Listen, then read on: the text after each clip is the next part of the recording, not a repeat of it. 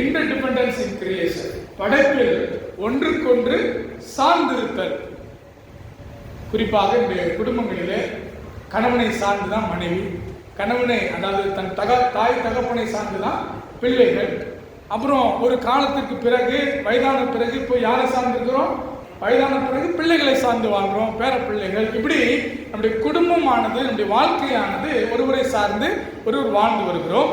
அப்போ தேவன் இந்த படைப்பில் முதலாவது அந்த 2வது அதிகாரம் 1வது வசனம் முதல் 4வது வசனம் வரைக்கும் அவர் அந்த சிருஷ்டித்து அதனுடைய வரலாறை அங்கு குறிப்பிடுகிறார்.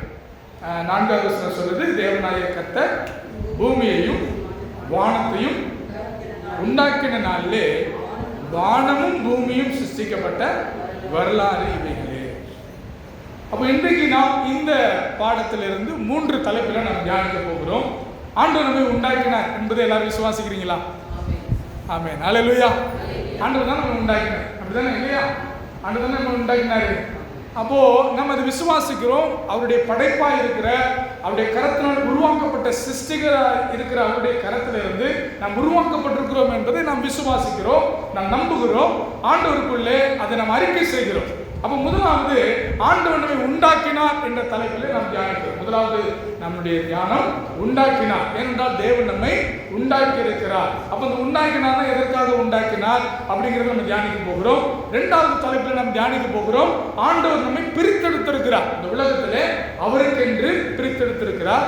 முதலாவது அவருக்காக நம்மை உண்டாக்கி இருக்கிறார், 2வது அவருக்காக நம்மை பிரித்தெடுத்திருக்கிறார், 3 அவருக்காக நம்மை ரத்தம் சிந்தி மீட்டெடுத்திருக்கிறார், விலைக்கரையும் செலுத்தி நம்மை மீட்டெடுத்திருக்கிறார் என்று தியானிக்க போகிறோம். நிலத்தினுடைய சகலவித செடிகளும் பூமியின் மேல் இன்னும் உண்டாகவில்லை.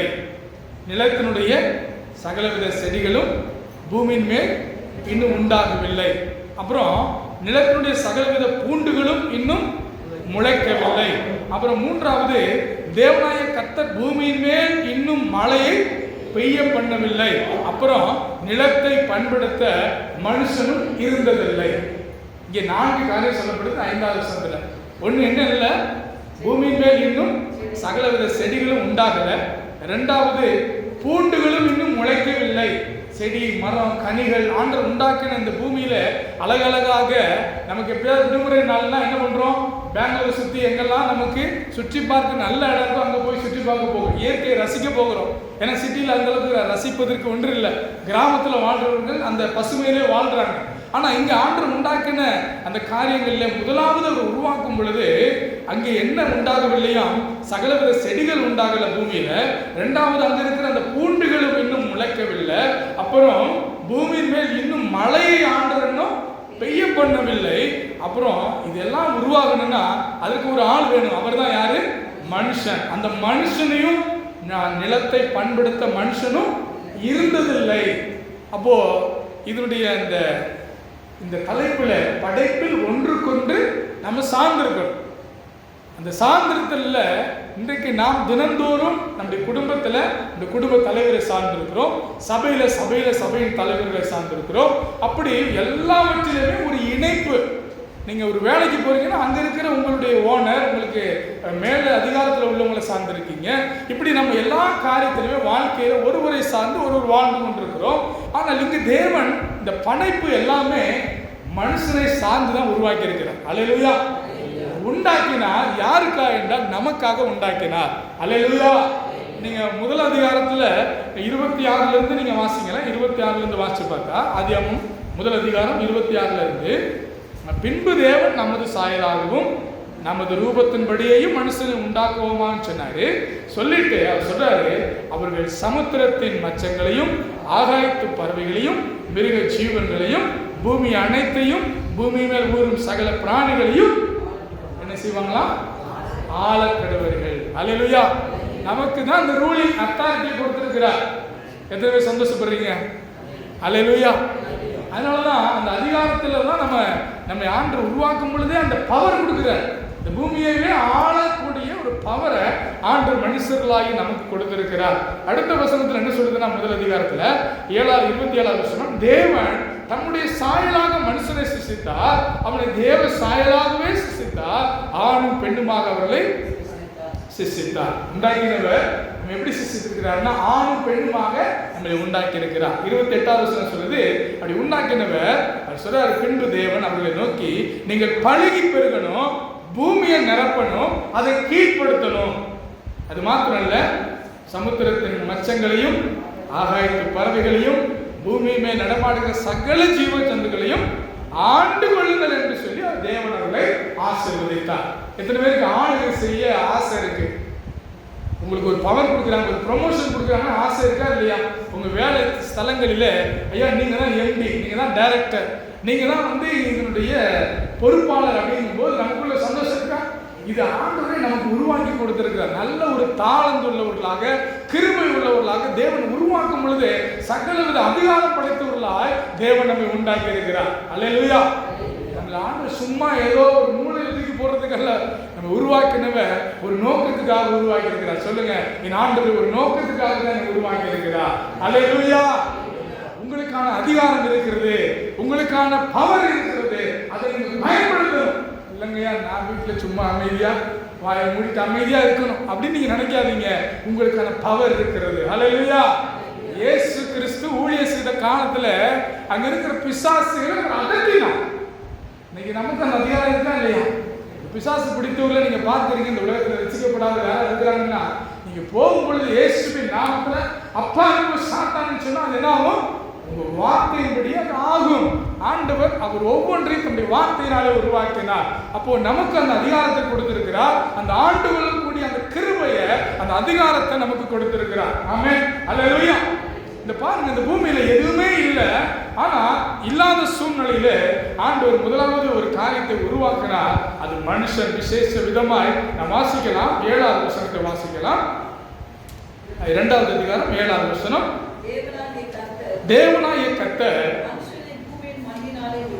கர்த்தர் மனுஷனை பூமியின் மண்ணினாலே உருவாக்கி ஜீவ சுவாசத்தை அவன் நாசியிலே ஊதினால் மனுஷன் ஜீவாத்மமா உயிர் உள்ளவனாய் மாறினான். ஆண்டவர் மனுஷனை எப்படி என்ன பண்ணாரா? மூடு பனி பூமியிலிருந்து எழுப்பி பூமியெல்லாம் நனைத்தது. அதுல இருந்து என்ன பண்றாரு? மனுஷனை பூமியின் மண்ணினாலே அவர் உருவாக்கினார். சிறு பிள்ளைகளாக இருக்கும்போது களிமண்ணில் விளையாடுகிறது ஒரு வழக்கம். களிமண்ணில் பொம்மை சேரு. இப்பெல்லாம் கடையில் கலர் கலராக கிளே விற்கிறாங்க. குழந்தைகள் அதை விரும்பி வாங்கி அந்த கிளேயில் என்ன பண்ணுறாங்க? அவங்க விதவிதமாக அவங்க படைப்பு செய்கிறாங்க.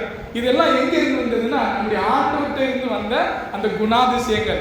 நீங்கள் ஒரு சிறந்த ஞானம் உள்ளவர்களாக இருக்கிறீங்கன்னா அந்த ஞானம் எங்கிருந்து வந்தது? ஆண்டவர்கிட்ட இருந்து வந்தது. நீங்கள் சிறந்த ஒரு கட்டிட நிபுணராக இருக்கலாம், நல்ல ஒரு பேச்சாளராக இருக்கலாம், நீங்கள் உங்களுடைய துறையில் சிறந்தவர்களாக இருக்கிறீங்க, ஒரு டிராயிங் மாஸ்டராக இருக்கிறீங்க, ஒரு அழகழகாய் உருவாக்கக்கூடியவர்களாக இருக்கிறீர்கள் என்றால் காரணம் என்றால் எங்கிருந்து வருகிறது என்றால், நாம் ஆண்டவராலே உருவாக்கப்பட்டவர்கள். அவரை போல நம்மை உண்டாக்கி இருக்கிறார். நம்முடைய சாயலாக தேவன் நம்மை உண்டாக்கி இருக்கிறார். அவருடைய தேவ சாயலாகவே சிருஷ்டித்தார் என்று வேதம் சொல்லுகிறது. அல்லேலூயா. உருவாக்கப்பட்ட நாம் அவருக்காக உருவாக்கப்பட்டிருக்கிறோம். அவருக்காகவே நம்மை உண்டாக்கி இருக்கிறார். இதுல 7வது வசனத்துல தேவனாகிய கர்த்தர் மனுஷனை பூமியின் மண்ணினாலே உருவாக்கி ஜீவ சுவாசத்தை அவன் நாசியிலே ஊதினார். அவன் உயிருள்ளவனாய் ஜீவாத்மானான். தேவனாகிய கர்த்தர் கிழக்கே ஏதேன் என்னும் ஒரு தோட்டத்தை அவனுக்காக உண்டாக்கி தாம் உருவாக்கின மனுஷனை அதில் வைத்தார். முதலாவது மனுஷனை உருவாக்கி ஜீவ சுவாசத்தை அவன் நாசியிலே அவன் மூக்கிலே ஊதினார். 2வது அவனுக்காகவே ஏதேன் என்னும் தோட்டத்தையும் உண்டாக்கி உருவாக்கின மனுஷனை அதிலே வைத்தார். 3வது 9வது வசனத்தை வாசிக்கலாம். தேவனாகிய கர்த்தர் பார்வைக்கு அழகும் புசிப்புக்கு நலவுமான சகலவித விருட்சங்களையும் தோட்டத்தின் நடுவிலே ஜீவ விருட்சத்தையும் நன்மை தீமை அறியத்தக்க விருட்சத்தையும் பூமியிலிருந்து முளைக்க பண்ணினார். மனுஷனுக்கு என்னென்ன தேவையோ அதையெல்லாம் அவரே உருவாக்கி இருக்கிறார். ஃபர்ஸ்ட் என்ன யோசித்தாரு? எதுவுமே இல்லை, செடிகள் உருவாகல, அப்புறம் பூண்டுகள் முளைக்கல, இன்னும் மழை பெய்யல, மனுஷனும் பண்படுத்த இல்லைன்னு சொல்லி நினைத்தவர் இப்ப எல்லாத்தையும் மனுஷனுக்காக என்ன பண்ணிட்டாரு? உண்டாக்கி வச்சிருக்கிறார். அல்லேலூயா. அப்போ இந்த மரங்கள் வழியாக, செடிகள் வழியாக, கனிகள் வழியாக நமக்கு கிடைக்கிற ஆசீர்வாதங்கள் மிகுதி. இப்போ நம்ம சபையிலையோ அல்லது வீடுகள்லையோ ஃபங்க்ஷன்லையோ போகும் பொழுது இப்போ வேணா கொஞ்சம் ஸ்வீட் சேர்த்துக்கிறாங்க. மற்றபடி பழங்கள், வாழைப்பழம், அதில் ஒரு ஆண்டவர் உருவாக்கின படைப்பிலிருந்து வந்த அந்த பழங்களை தான் கொண்டு போவோம். ஒருத்தருக்கு உடம்பு சரியில்லை என்ன பண்ணுறோம்? ஒரு ஆப்பிள் 1 கிலோ வாங்கிட்டு போயிடலாம், ஒரு ஆரஞ்சு வாங்கிட்டு போகிறோமா? ஏன்? பழம் சாப்பிட்டா நம்ம உடம்பு தன்னால் என்ன ஆயிடுது? குணமாகிறது. அதுவே நமக்கு மருந்தாக இருக்கிறது. இப்போ நம்ம சாப்பிட்ற நூடுல்ஸோ, நம்ம சாப்பிடுகிற ஏதோ இந்த காலத்து உணவுகள் நம்முடைய உடம்பில் நோய்களை கொண்டு வருகிறது. ஆனால் ஆண்டவர் உண்டாக்கின ஒவ்வொன்றையும் நாம் சார்ந்து இருந்தோம் என்றால் நம்முடைய வாழ்க்கை ரொம்ப நல்லாக இருக்கும். அல்லேலூயா. ஆண்டவர் உருவாக்கின அந்த இயற்கையோடு நம்ம இணைந்திருந்தோம் என்றால் நாம நல்ல பரிபூர்ண சுகத்தோட ஆரோக்கியத்தோடு இருப்போம். விசுவாசிக்கிறீங்களா? ஆமென். அல்லேலூயா. இப்ப ஆண்டவர் பாருங்க, இந்த பூமியில மரங்களை முளைக்க பண்ணினா 10வது வசனம் 11வது வசனத்துல பாத்தீங்கன்னா அதற்கு தேவையான தண்ணீரை கொண்டு வந்துட்டார். இப்படி எல்லாவற்றையும் நமக்காகவே சிருஷ்டித்து வைத்திருக்கிறார். எத்தனை பேர் நம்புறீங்க? ஆமென். அல்லேலூயா. ஆண்டவர் இந்த படைப்பிலே ஒன்றுக்கொன்று சார்ந்திருக்கும்படி நமக்கான தேவைகளை அவர் உண்டாக்கி வைத்திருக்கிறார். மத்தேயு 19வது அதிகாரம் 4வது வசனத்தில் நம்ம வாசித்தோம் என்றால், ஆதியிலே மனுஷரை உண்டாக்கினவர் அவர்களை ஆணும் பெண்ணுமாக உண்டாக்கினார். ஆணும் பெண்ணுமாக உண்டாக்கினார். பிரசங்கி 7வது அதிகாரம் 29வது வசனத்தை வாசித்தோம் என்றால், இதோ தேவன் மனுஷனை செம்மையானவனாக உண்டாக்கினார். உண்மையா இல்லையா? இந்த காலத்துல எல்லாரும் நல்லவங்களான்னு கேட்டால் நம்மளால சொல்ல முடியல. எல்லாரும் உண்மையா இருக்கிறாங்களான்னு கேட்டால் சொல்ல முடியல. யாரை நம்பி எந்த பொறுப்பை கொடுக்குறதுன்னு தெரியல. ஆனா ஆண்டவர் உண்டாக்கும் பொழுது மனுஷனை செம்மையானவனாக உண்டாக்கினார். நீதிமொழியில் 20:12 வாசிக்கும் பொழுது, கேட்கிற காதும் காண்கிற கண்ணும் ஆகிய இவண்டு கர்த்தர் தான் உண்டாக்கினார் என்று வேதம் சொல்லுகிறது. நீதிமொழி 16வது அதிகாரம் 4வது வசனம் வாசித்தீங்கன்னா, கர்த்தர் சகலத்தையும் தமக்கு என்று படைத்தார். அல்லேலூயா. உங்களுக்கு குழந்தைகள் பிறந்த பிறகு உங்க பிள்ளைகள் உங்களுக்காக நினைப்பீங்களா, இல்ல ஊருக்காக நினைப்பீங்களா, மற்றவர்களுக்கு நினைப்பீங்களா? என்னுடைய பிள்ளை, என்னுடைய ராஜா, என் சந்ததி, என்னுடைய வித்து, என்னுடைய வீட்டினுடைய சொத்தின் அதிகாரி, உரிமை அவனுக்கு தான் அப்படி சொல்றோமா? அதுபோல ஆண்டவர் உண்டாக்கிட்டு நம்மளை தனியால விட மாட்டாரு, அவருக்காக தான் உண்டாக்கி இருக்கிறார். விசுவாசிக்கிறீங்களா? அல்லேலூயா. அப்போ இங்க சங்கீதம் 95:5 நாம் வாசிக்கும் பொழுது, சமுத்திரம் அவருடையது, அவரே அதை உண்டாக்கினார், வெட்டாந்தரையும் அவருடைய கரம் உருவாக்கிற்று. யோபு 33:4 வாசிக்கும் பொழுது, தேவனுடைய ஆவியானவர் என்னை உண்டாக்கினார், சர்வ வல்லவருடைய சுவாசம் எனக்கு உயிர் கொடுத்தது என்று சொல்லுகிறார். ஆதியாகமம் 1 அதிகாரத்துல 25 நம்ம வாசித்ததின்படி, சகல காட்டு மிருகங்களையும் நாட்டு மிருகங்களையும் பூமியில் ஊறும் பிராணிகள் எல்லாவற்றையும் நமக்காகத்தான் உண்டாக்கினார். இப்படி இந்த பூமியில உண்டான எல்லாமே நமக்காக உண்டாக்கப்பட்டது. கடைசியாக சங்கீதம் 103 வாசிக்கும் பொழுது, கர்த்தரே தேவன் என்று அறியுங்கள், நாம் அல்ல அவரே நம்மை உண்டாக்கினார், நாம் அவர் ஜனங்களும் அவர் மேய்ச்சலில் ஆடுகளுமாய் இருக்கிறோம். அல்லேலூயா. நாம் யாருடையவர்கள்? நாம் கர்த்தருடையவர்கள். நம்முடைய எல்லாமே அவருக்காக உண்டாக்கப்பட்டு அவருக்காகவே நாம சிருஷ்டிக்கப்பட்டிருக்கிறோம் என்பதை நம்முடைய மனதில் வைத்துக் கொள்ள வேண்டும். ஒரு குழந்தை பிறந்துச்சுன்னா அதை வளர்த்து அதை ஆளாக்குற வரைக்கும் தான் பெற்றோருடைய பொறுப்பு. அதன் பிறகு அவங்க படித்த படிப்பு, வேலை, அப்புறம் நம்ம பிள்ளைகளை பார்க்கணும்னு ஓடினாம எப்பொழுதுமே மனிதர்களாகிய நாம அவருடைய கருத்தினால் உருவாக்கப்பட்டவர்களாய் அவருக்காக உண்டாக்கப்பட்டிருக்கிறோம் என்ற அந்த நினைவோடு அவருக்காக நம்ம இருக்கிறோங்கிறத நம்ம மனதில் வைத்துக் கொள்ள வேண்டும். எத்தனை பேர் அதை உறுதியாக ஏற்றுக்கொள்ள முடியும்? நம்ம யாருக்காக உண்டாக்கப்பட்டிருக்கிறோம்? அவருக்காக. இரண்டாவது, தேவன் அவருக்காக நம்ம பிரித்து எடுத்திருக்கிறார்.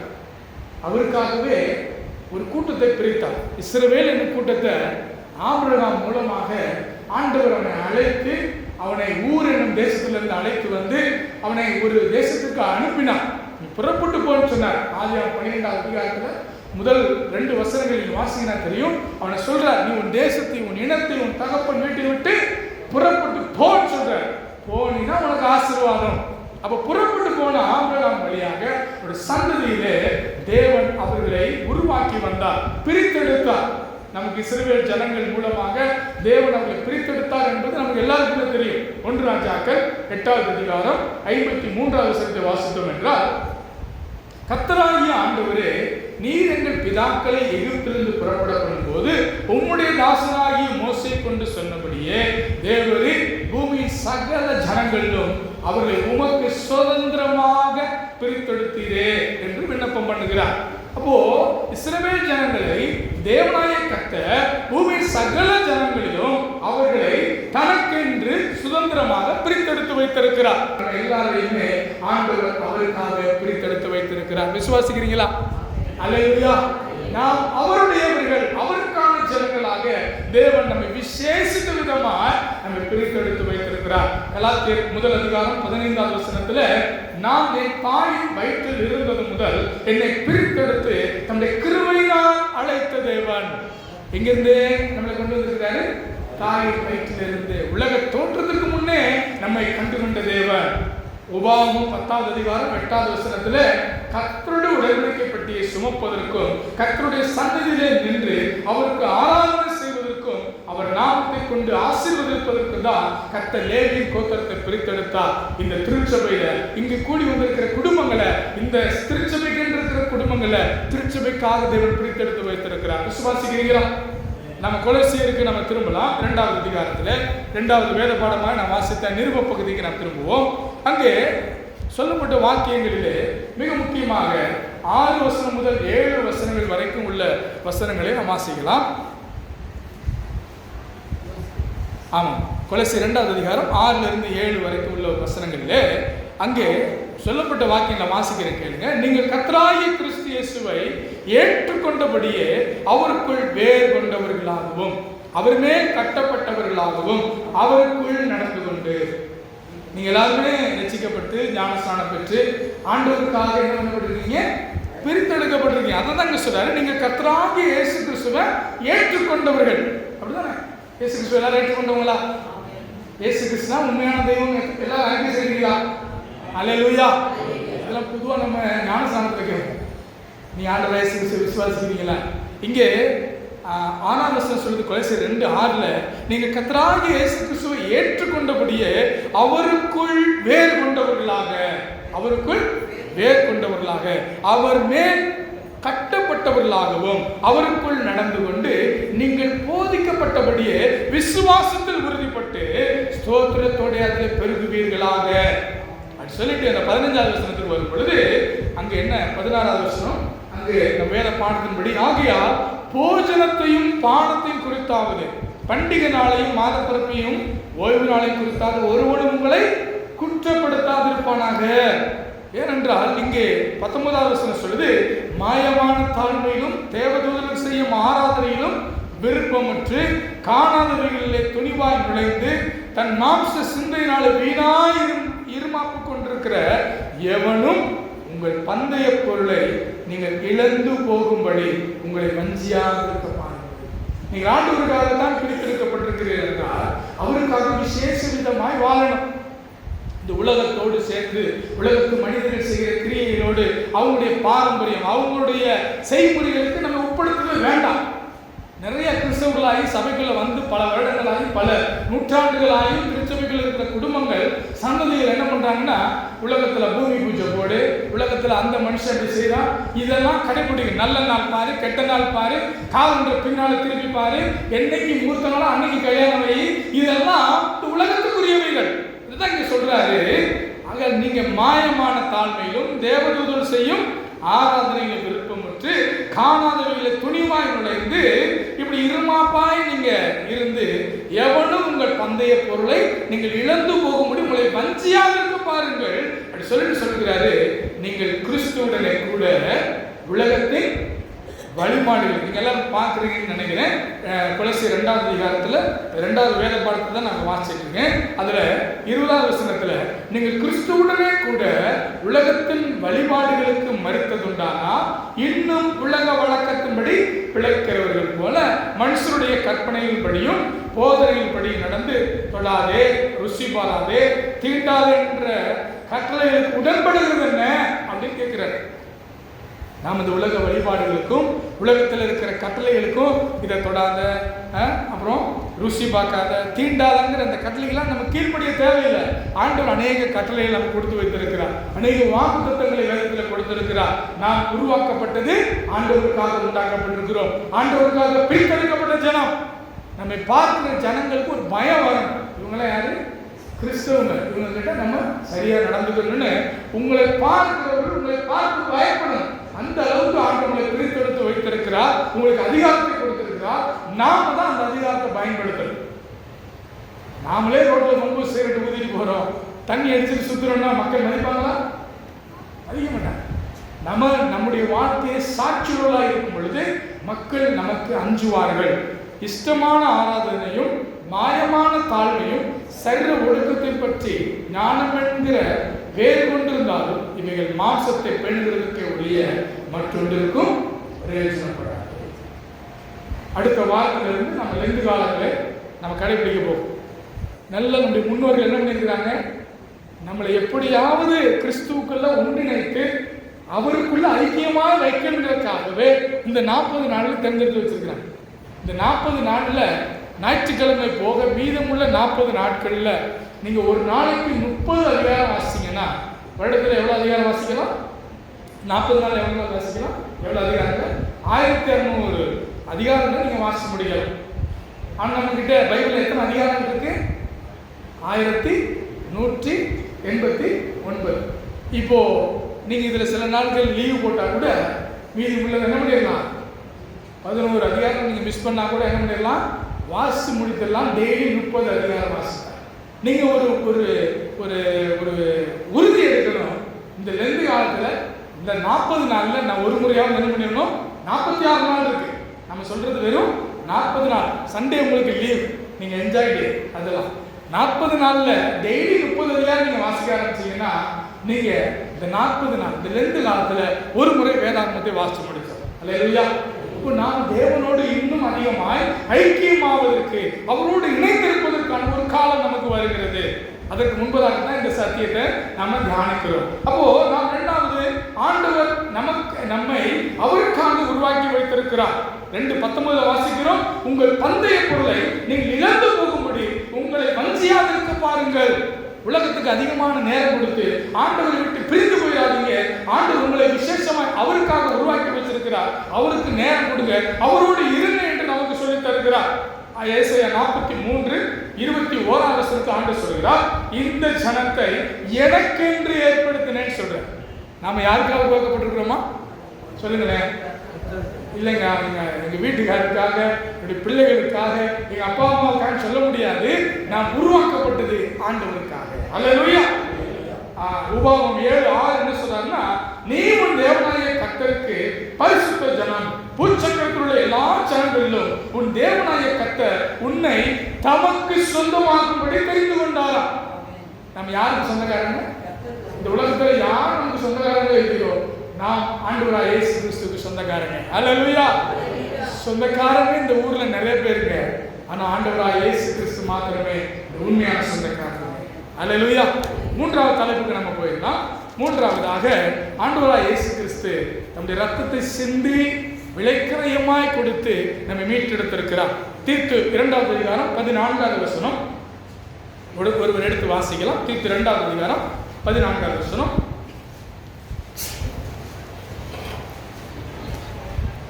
அவர் நம்மை சகல அக்கிரமங்களில் நின்று மீட்டுக் கொண்டு தமக்குரிய சொந்த ஜனங்களாகவும் நற்கிரிகளை செய்ய பக்தி வைராக்கியம் உள்ளவர்களாகவும் நம்மை சுத்திகரிக்கும்படி நமக்காக தம்மை தாமே ஒப்புக் கொடுத்தார். ஆண்டவர் உலக தோற்றத்துக்கு முன்னே மனுஷனை உண்டாக்கும் போது பிளான் பண்ணிட்டார்.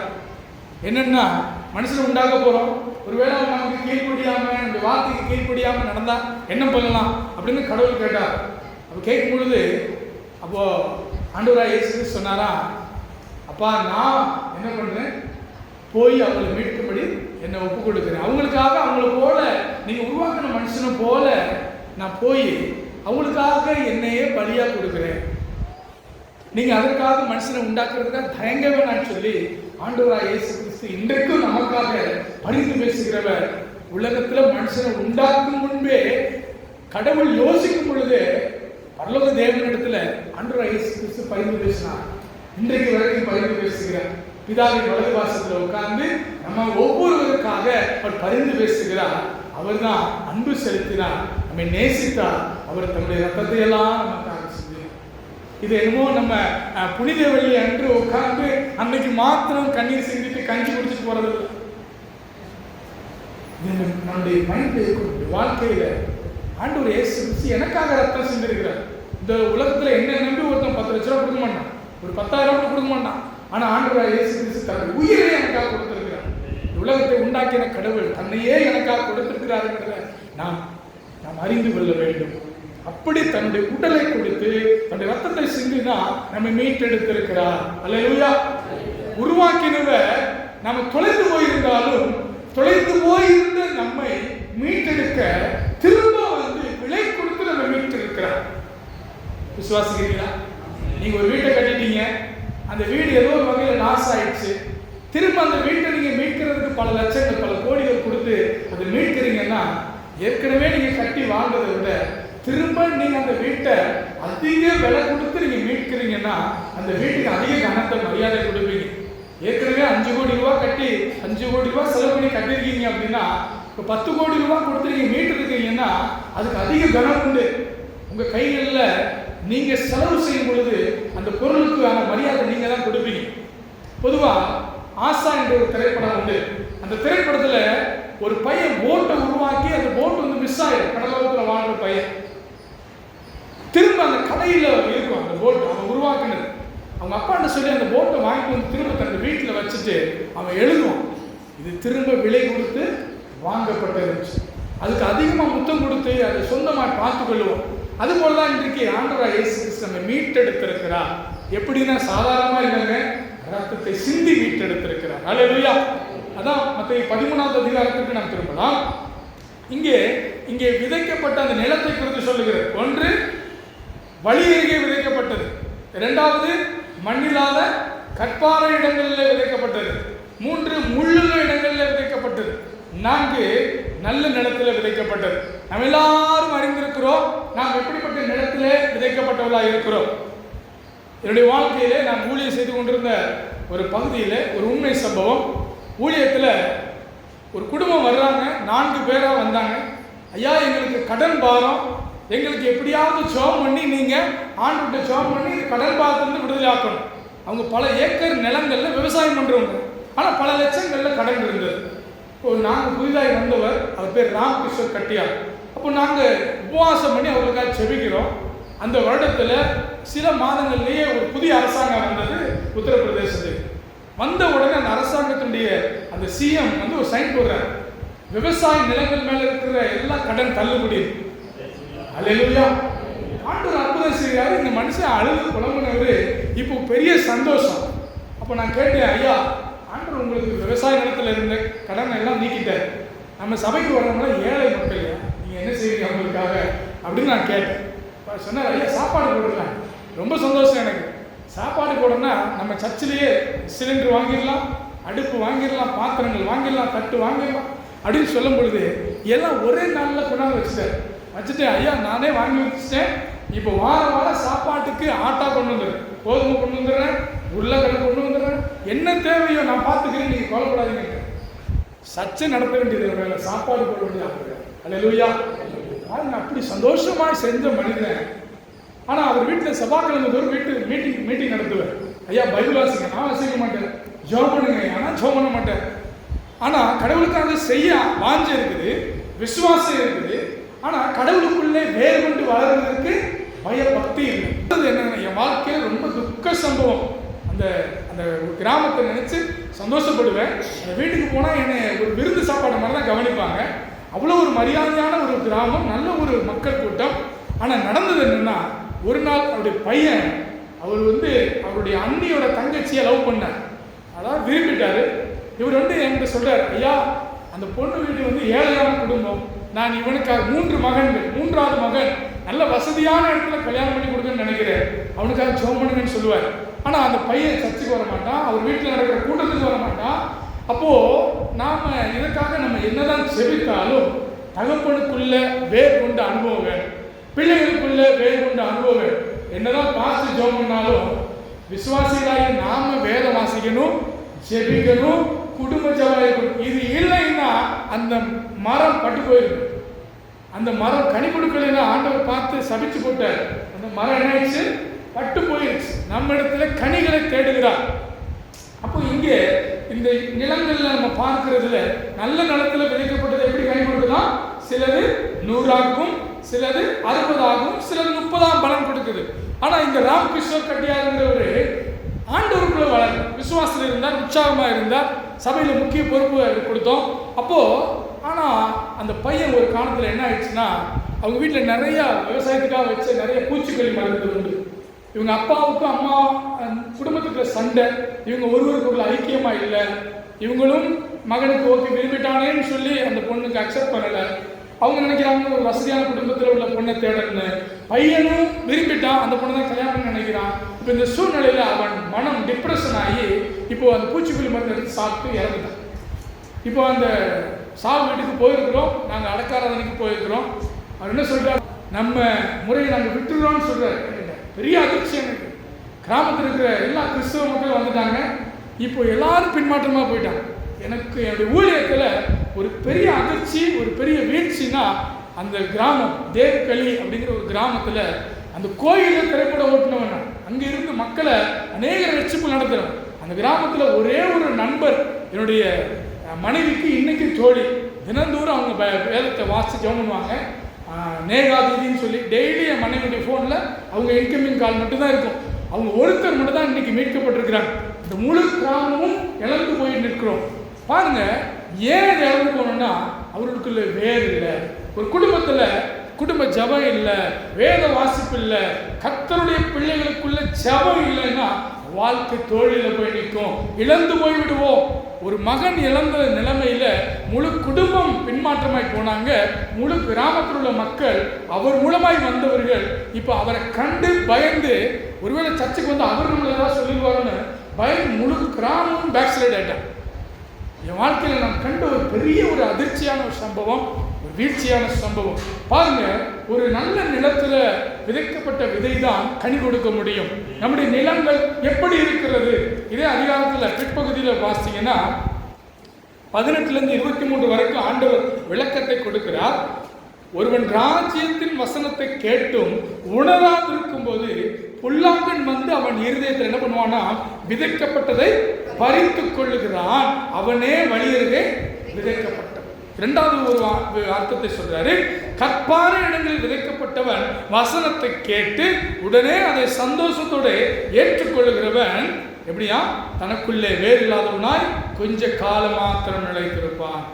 வசனத்தின் நிமித்தம் உபத்திரமும் துன்பம் உண்டானவுடன் எப்படி இருப்பானா, இடரல் அடைவான். இந்த மனிதர் அப்படிதான். வசனத்தின் நிமித்தம் என்ன ஆயிடுச்சு, இப்போ அங்கே இடரல் வந்துருச்சு, அங்கே துன்பம், இந்த உலகத்தை குறித்த கவலை. ஒரு வீட்டில் அவர் நினைச்ச நினைப்பின்படி நடக்காத பொழுது அங்கே அவருக்கு வந்த துன்பம் இப்போ என்ன ஆயிடுச்சுன்னா வீழ்ச்சிக்கு கொண்டு போயிருச்சு.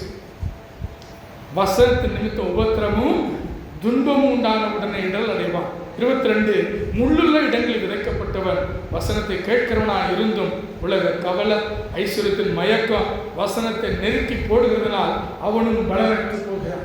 இந்த உலகத்தில் 12 மணி நேரம் ஆனாலும் வேலை பார்க்க ரெடியாக இருக்கிறாங்க. சில வேலை நான் பார்க்குறேன் பெங்களூர் பட்டணத்தில், ஐயா நான் எக்ஸ்ட்ரா வேலை பார்த்தா எனக்கு வந்து இன்சென்டிவ் கொடுப்பாங்க, போனஸ் கொடுப்பாங்க, உடம்பு போட்டு எவ்வளோ வேணால் கொள்றதுக்கு ரெடியாக இருக்கிறாங்க.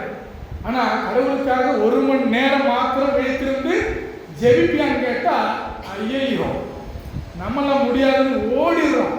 நான் பாருங்க, கர்த்தருடைய பிள்ளைகளாக இருக்கிற நான் நம்முடைய சபையில் நிறைய ஏராளமான தாய் தகப்பன்மாரில் தான் பார்க்க முடியுது.